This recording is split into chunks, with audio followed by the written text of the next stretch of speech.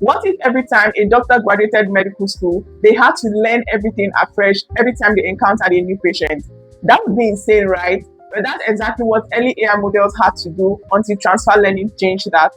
Imagine a hospital wants to build an AI model that can detect tumors by going through chest scans. Training that model from scratch means you have to feed it millions of medical images, hire specialists that will annotate those images, and also spend weeks or even months on computing. Most hospitals and teams don't have that. Transfer learning solves this by letting a model carry knowledge from one task to another task. A model like ResNet or BGG was pre-trained on ImageNet data, which is a massive data set that contains over 1.2 million training images. Through that training, the model is able to recognize edges, shapes, texture, and spatial patterns. These aren't tumor-specific skills, but they are foundational image detection skills. What the hospital just has to do is to take that pre-trained model and fine-tune it on a smaller data set of chest scans instead of starting afresh by training it with millions of image data. So the model already understands how to read visual structures. Now, with the introduction of chest scan, it is now able to understand what a tumor looks like. This is significant for two reasons.